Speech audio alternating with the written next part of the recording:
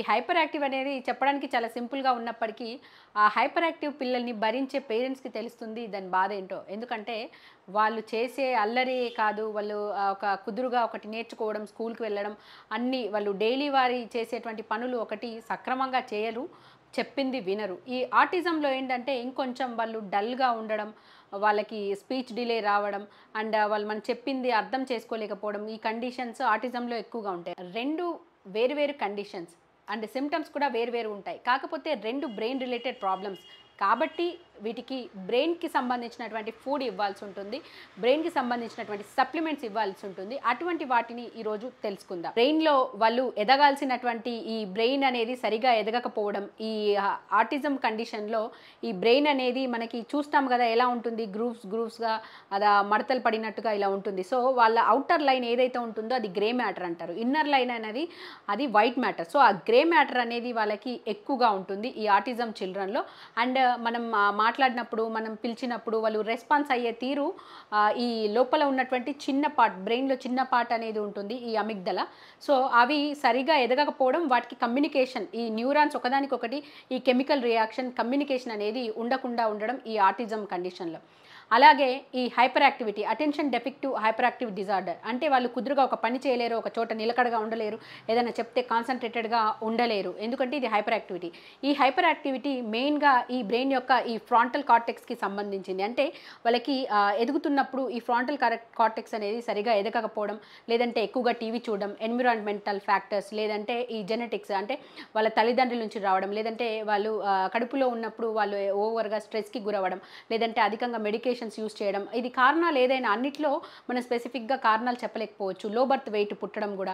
So, ఇటువంటి conditions ఏదైనా కానీ వాళ్ళు పుట్టిన తర్వాత వాళ్ళకి సోషల్ యాక్టివిటీ ఎక్కువగా లేకపోవడం, వాళ్ళకి పేరెంట్స్ తోటి అండ్ బయట వ్యక్తులతోటి కమ్యూనికేషన్ లేకపోవడం, ఇటువంటి కండిషన్స్‌లో కూడా ఈ హైపర్ యాక్టివిటీ గానీ, ఈ ఆటిజం కండిషన్స్ గానీ డెవలప్ అవుతున్నాయి. సో, వీటికి రీజన్స్ అనేవి ఇవి అంటే జెనెటికల్‌గా రావచ్చు. మనం పుట్టిన తర్వాత వాళ్ళకి పోషకాహార లోపం, సరైనటువంటి పెంపకం లేకపోవడం వలన కూడా రావచ్చు. బట్ ఈ కండిషన్‌ని మనం కొంతవరకన్నా ఓవర్‌కమ్ చేయొచ్చు. పిల్లల్లో బ్రెయిన్ అనేది మనకి పుట్టినప్పుడు వాళ్ళకి పెద్దవాళ్ళ బ్రెయిన్‌లో వాళ్ళకి ఒక 1/4 సైజ్‌లో ఉంటుంది. అదే 2 ఇయర్స్, 3 ఇయర్స్ వచ్చేసరికి 80% ఆఫ్ బ్రెయిన్ అనేది డెవలప్‌మెంట్ జరుగుతుంది. అండ్ ఈ 3-6 ఇయర్స్‌లో మిగతా రిమైనింగ్ 90% బ్రెయిన్ అనేది డెవలప్ అవుతుంది. కాబట్టి పిల్లలకి ఫస్ట్ 3 ఇయర్స్ అనేది చాలా ఇంపార్టెంట్. ఎందుకంటే వాళ్ళకి బ్రెయిన్ డెవలప్‌మెంట్. ఈ టైంలో మనకి కావాల్సినటువంటి పోషకాహారం గానీ, వాళ్ళకి కావాల్సినటువంటి కమ్యూనికేషన్ గానీ, వాళ్ళకి నేర్పించాల్సినవి వాళ్ళకి అన్నీ ఇస్తున్నప్పుడే వాళ్ళ బ్రెయిన్ అనేది డెవలప్ అవుతుంది. మీరు అంటే 3 ఇయర్స్, 5 ఇయర్స్ దాటిన తర్వాత మీరు వాళ్ళ కండిషన్‌ని గుర్తించి ఆ తర్వాత మీరు ట్రీట్మెంట్ ఇప్పించినా మంచి రిజల్ట్ అనేది కొంచెం తక్కువ ఉంటుంది. బట్ వాళ్ళకి ఎదిగే టైంలోనే వాళ్ళకి సరైనటువంటి కేర్ గానీ, ఫుడ్ కానీ ఇవ్వాలి. ఇది ఆయుర్వేదంలో తప్పకుండా సాధ్యమవుతుంది. బ్రెయినిఫై హెల్త్ మిక్స్ ఇది ఒక పౌడర్. మీరు బూస్ట్, హార్లిక్స్, బోర్న్‌విటా ఇలాంటి అన్ని రకరకాలవి తెప్పించి మీరు పాలల్లో కలిపిస్తుంటారు కదా! వాటిలో వాళ్ళకి ఉపయోగపడే ఒక్కటైనా కూడా పోషకాహారం ఉండదు. వాళ్ళకి యూజ్‌ఫుల్ థింగ్స్ ఏవి ఉండదు. అవి పక్కన పడేసి అట్‌లీస్ట్ ఈ ఆయుర్వేదిక్ హెర్బ్స్ ఉండే వీటిని ఫాలో అవ్వండి. నేను చెప్పే వీటినే ఫాలో అవ్వాలి అని లేదు. ఇది 350 గ్రామ్స్ 699 రూపీస్‌లో దొరుకుతుంది మీకు. ఇందులో బ్రాహ్మి, అశ్వగంధ, శంఖపుష్పి, వచ, జటామాంసి, అకారకరబ లాంటి మేధ్య ద్రవ్యాస్ తోటి తయారు చేయబడింది. ఇందులో మిల్లెట్స్ కూడా ఉన్నాయి. Walnuts, almond seeds, pumpkin seeds ఏవైతే వాళ్ళ బ్రెయిన్ డెవలప్‌మెంట్‌కి అవసరమైనటువంటి ఆహార పదార్థాలతో తయారు చేయబడినటువంటి ఈ బ్రెయినిఫై హెల్త్ మిక్స్ చాలా బాగుంటుంది. సో, ఇది మీరు పాలలో కలిపి డైలీ సప్లిమెంట్ లాగా ఇవ్వచ్చు. రెండవది brain chocolate spread or savoury spread. ఈ చాకోలేట్ స్ప్రెడ్ అనేది తియ్యగా ఉంటుంది. సేవరీ స్ప్రెడ్ అనేది మనకి పీనట్ బటర్ లాగా ఉంటుంది. బట్ ఇది చాకోలేట్ స్ప్రెడ్డే తినడానికి ఇష్టపడతారు. అండ్ ఇది బ్రెయిన్‌కి సంబంధించినటువంటి అన్ని ఇంగ్రీడియెంట్స్ ఉంటాయి. సో, ఇందులో షుగర్ ఉంటుంది, స్వీట్‌గా ఉంటుంది అని మీరు దీన్ని పెట్టకుండా ఉండాల్సిన అవసరం లేదు. దీన్ని నిరభ్యంతరంగా పెట్టొచ్చు. మీరు ఇది చాకోలేట్ ఫ్లేవర్‌లో ఉన్నప్పటికీ దీంట్లో ఉన్నటువంటి ఈ హెల్తీ ఇంగ్రీడియెంట్స్ అనేవి వాళ్ళ బ్రెయిన్ డెవలప్‌మెంట్‌కి హెల్ప్ చేస్తాయి. 340 గ్రామ్స్ మీకు 750 రూపీస్ ఉంటుంది. పిల్లల్లో కాన్సంట్రేషన్, మెమరీ పవర్‌ని, బ్రెయిన్ డెవలప్‌మెంట్‌ని ఇంక్రీజ్ చేస్తుంది. ఇందులో బ్రాహ్మి, అశ్వగంధ, శంఖపుష్పి ఇలాంటి ఈ బ్రెయిన్ రిలేటెడ్ డ్రగ్స్ ఉంటాయి. Pumpkin seeds, hazel nuts, walnuts and sunflower seeds ఇలాంటి సీడ్స్ కూడా ఉంటాయి. మూడవది బ్రాహ్మి గ్రాన్యూల్స్. ఈ బ్రాహ్మి గ్రాన్యూల్స్లో కూడా బ్రాహ్మి, అశ్వగంధ, శంఖపుష్పి, వచ ఇటువంటి మెడిసిన్స్ తోటే తయారు చేస్తారు. అయితే ఇందులో కండ శర్కర యూజ్ చేస్తారు. ఒక ఈచ్ స్పూన్ మీకు 5 గ్రామ్స్ 10 గ్రామ్స్ తీసుకుంటే అందులో మీకు ఈ 5 గ్రామ్స్ వచ్చేసి ఈ మెడిసినల్ హర్బ్స్ ఉంటే రిమైనింగ్ 5 గ్రామ్స్ ఈ శర్కర. షుగర్ ఉన్నప్పటికీ ఇందులో వీటి మెడిసిన్స్ ఉంటాయి కాబట్టి తీసుకోవచ్చు. ఎందుకంటే దానికి కంపేర్ చేస్తే మీకు ఈ బూస్ట్, బోన్ విటా లాంటితో కంపేర్ చేస్తే ఇది బెటర్. ఎందుకంటే ఇందులో ఆయుర్వేదిక్ హర్బ్స్ ఉంటాయి కాబట్టి. జైన్ కంపెనీ వాళ్ళది 500 గ్రామ్స్ 383 రూపీస్ ఉంటుంది. నాగార్జున వాళ్ళది 200 గ్రామ్స్ 160 రూపీస్ ఉంటుంది. సో ఈ అన్నిట్లో కూడా షుగర్ యాడ్ చేసి చేస్తారు. ఎందుకంటే ఈ బ్రాహ్మి, ఈ శంఖపుష్పి, ఈ డ్రగ్స్ అన్నీ కూడా కొంచెం చేదుగా ఉంటాయి, తినడానికి స్వీట్గా ఉండవు. వీటిని డైరెక్ట్గా కానీ పౌడర్ రూపంలో కానీ ఇస్తే పిల్లలు కాదు పెద్దలు కూడా తీసుకోలేరు. ఇవే కాకుండా ఇంకా కొన్ని లింక్స్ మీకు డిస్క్రిప్షన్లో షేర్ చేస్తాను, మీరు అక్కడ నుంచి పర్చేస్ చేస్తారు. 4వది సరస్వతారిష్ట. ఈ సరస్వతారిష్టాలో కూడా ఈ బ్రాహ్మి, అశ్వగంధ, శంఖపుష్పి ఇంకా చాలా మెడిసినల్ వాల్యూ ఉన్నటువంటి ఆయుర్వేదిక్ హర్బ్స్ కలిపి తయారు చేయబడినటువంటి సరస్వతారిష్ట. ఈ సరస్వతారిష్ట అనేది ఈ బ్రెయిన్ హైపర్ యాక్టివిటీ, ఆటిజం కండిషన్సే కాకుండా బ్రెయిన్ రిలేటెడ్గా ఉన్నటువంటి చిన్న పెద్ద ఎటువంటి వారికైనా కూడా స్ట్రెస్, ఫ్యాటిక్, చదువుకునే పిల్లలకి వాళ్ళకి మెమరీ కానీ కాన్సన్ట్రేషన్ కానీ పెరగాలి అన్న ఎటువంటి కండిషన్లో అయినా కూడా ఇవ్వచ్చు. అయితే మీరు ఈ బిలో 2 ఇయర్స్ చిల్డ్రన్కి ఇవ్వాలి అనుకున్నప్పుడు మాత్రం డాక్టర్ అడ్వైస్ తీసుకునే ఇవ్వండి. అండ్ అబౌవ్ 2 ఇయర్స్ వాళ్ళకి ఇవ్వాలి అని అనుకుంటే కూడా మీరు జస్ట్ 1 or 2 months మాత్రం కంటిన్యూ చేయండి. దాని తర్వాత మీరు కంటిన్యూ చేయాలి అని అనుకుంటే డెఫినెట్గా డాక్టర్ అడ్వైస్ తీసుకోవాల్సి ఉంటుంది. ఎందుకంటే ఇట్స్ ఎ మెడిసిన్. సరస్వతారిష్ట అనేది క్లాసికల్ మెడిసిన్, అంటే బుక్లో చెప్పబడినటువంటి మెడిసిన్ అనమాట. సో సెల్ఫ్ జనరేటెడ్ ఆల్కహాల్తో ఉంటుంది. ఇది మీకు స్వీట్గా ఉండదు కాబట్టి కొంచెం కషాయం వగరుగా ఉంటుంది. బట్ ఇది వాటర్లో యాడ్ చేసి తీసుకోవాలి. మీరు అబౌవ్ 3 years చిల్డ్రన్కి ఇవ్వాలి అని అనుకుంటే కనుక ఈ సరస్వతారిష్ట అనేది 5 ml morning and 5 ml evening with equal quantity of water add చేసి 2 times ఇవ్వచ్చు. అండ్ పెద్దవాళ్ళు కూడా మీకు ఈ ఓవర్ స్ట్రెస్ ఉంటుంది, యాంగ్జైటీ అండ్ డిప్రెషన్ లాంటి కండిషన్స్ ఉన్నప్పుడు కూడా మీరు ఇది సరస్వతారిష్టని యూస్ చేయొచ్చు. 450 ml దూద్ పాపేశ్వర్ వాళ్ళది 210 రూపీస్ ఉంటుంది. అండ్ బైద్యనాథ్ వాళ్ళది 187, 200 రూపీస్లో మీకు 450 ml ఉంటుంది. ఇది మీకు పిల్లలకైతే ఒక 1 month ఈజీగా సరిపోతుంది. అండ్ పెద్దవాళ్ళకి అయితే మీకు 15 days వస్తుంది. 5వది బ్రాహ్మి ఘృతం. బ్రాహ్మి ఘృతం అంటే ఇందులో ఈ స్వచ్ఛమైనటువంటి కౌగిలో ఈ ఆయుర్వేదిక్ హర్బ్స్ అయినటువంటి బ్రాహ్మి, అశ్వగంధ, శంఖపుష్పి, వచ ఇలాంటి ఈ అన్ని రకాలైనటువంటి మెడిసిన్స్తో తయారు చేసినటువంటి కషాయాన్ని ఆ గీలో కలిపి ప్రిపేర్ చేసేదే ఈ బ్రాహ్మి ఘృతం. ఈ బ్రాహ్మి ఘృతం మీకు బైద్యనాథ్ వాళ్ళది 300 రూపీస్ 100 గ్రామ్స్ ఉంటుంది. అండ్ వైద్యరత్నం వాళ్ళది, కొట్టక్కల్ వాళ్ళవి ఇవన్నీ కూడా మీకు 200 to 300 మధ్యలో వస్తాయి, తీసుకోవచ్చు. ఈ బ్రాహ్మి ఘృతాన్ని మీరు అబౌవ్ 2 years చిల్డ్రన్కి అయితే కనుక morning half spoon, evening half spoon with milk ఇవ్వచ్చు. అండ్ రెగ్యులర్గా పెద్దవాళ్ళు కూడా తీసుకోవచ్చు. ఈ అనేది మన మెదడుకి డెవలప్మెంట్కి అవసరమైనటువంటి ఫుడ్లో నంబర్ 1 ఈ ఘీ. రెగ్యులర్గా కూడా మీరు నార్మల్ ఘీ కూడా పిల్లలకి పెట్టొచ్చు. అందులోనూ ఈ ఘీతో తయారు చేసినటువంటి మెడిసిన్ కాబట్టి ఇది బ్రెయిన్ మీద చాలా ఎక్సలెంట్గా వర్క్ చేస్తుంది.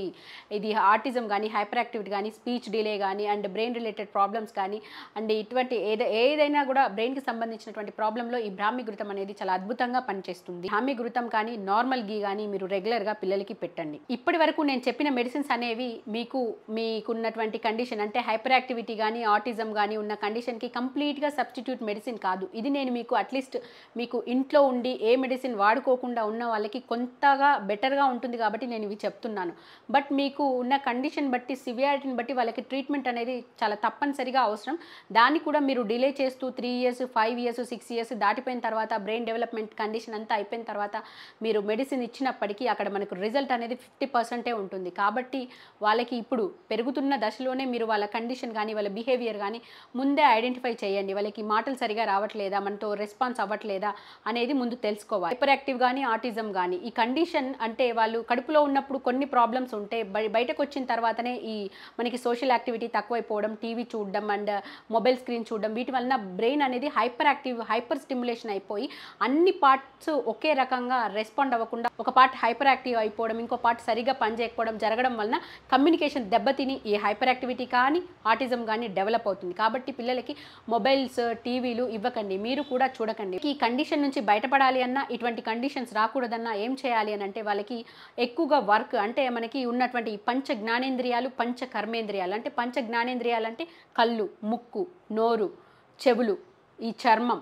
సో ఇవన్నీ సెన్స్ ఆర్గాన్స్, అంటే మనకు ముట్టుకుంటే ఈ టచ్ సెన్సేషన్ తెలుస్తుంది. దేనితోనైనా కొడితే మనం అది దేంతో కొట్టిండో అనేది కూడా చెప్పగలుగుతాం. ఎందుకు?